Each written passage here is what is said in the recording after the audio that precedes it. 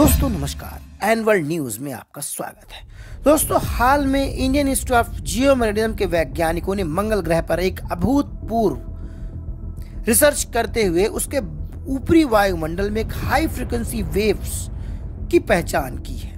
जो कि मंगल ग्रह के प्लाज्मा में चल रही प्रक्रियाओं को समझने में काफी कारगर साबित हो सकती है। दोस्तों, आपको बता दें कि इस रिसर्च में IIG के वैज्ञानिकों के अलावा जापान, अमेरिका और UAE के वैज्ञानिकों ने साथ मिलकर एक हालिया रिसर्च पेपर को प्रकाशित किया है, जो कि journal of astronomy and astrophysics में प्रकाशित भी किया गया है। इस रिसर्च पेपर से सबसे बड़ी बात निकल कर यह आई कि हाल में इन वैज्ञानिकों ने मंगल ग्रह के ऊपरी वायुमंडल में हाई फ्रीक्वेंसी और नैरो बैंड विशेषताओं वाली तरंगों की खोज की है, जो कि मंगल ग्रह के ऊपरी वायुमंडल में उच्च आवृत्ति प्लाज्मा तरंगों के अस्तित्व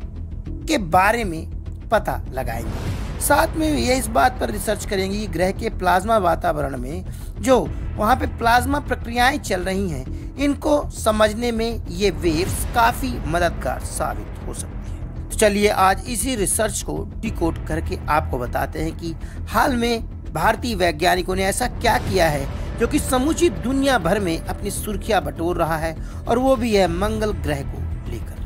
दोस्तों, हमने प्लेनेटरी साइंसेस की बुक में इस बात को जरूर पढ़ा होगा कि मंगल ग्रह पर अभी कोई जीवन नहीं है, क्योंकि वहां पर कोई चुंबकीय क्षेत्र भी काम नहीं करता है। जैसे पृथ्वी में का एक अपना चुंबकीय क्षेत्र है और सोलर वेव्स से यह चुंबकीय क्षेत्र ही हमें बचा कर रखता है। और यही वजह है कि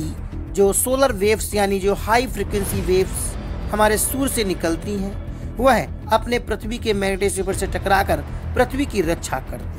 लेकिन मंगल ग्रह पर ऐसा नहीं होता, और इस हालिया रिसर्च ने सभी वैज्ञानिकों का ध्यान अपनी ओर आकर्षित किया है, क्योंकि इन वैज्ञानिकों ने मंगल ग्रह के ऊपर यानी बाहरी वायुमंडल में एक ऐसी हाई फ्रिक्वेंसी वेव्स को डिटेक्ट किया है। साथ ही वैज्ञानिक इस बात से काफी उत्सुक हैं कि अगर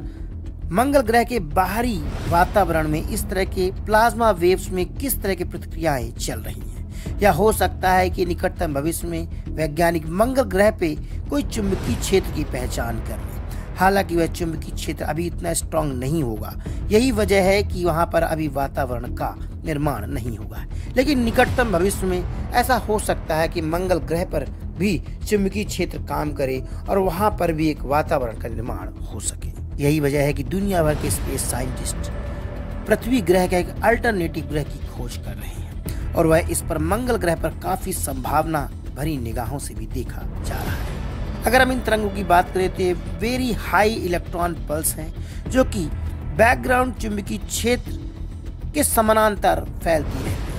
या फिर यह भी हो सकता है कि ऐसी इलेक्ट्रॉनिक पल्स हो जो मंगल ग्रह के मैग्नेटिक क्षेत्र के बैकग्राउंड मैग्नेटिक फील्ड के लंबवत भी काम कर रहा हो। दोनों ही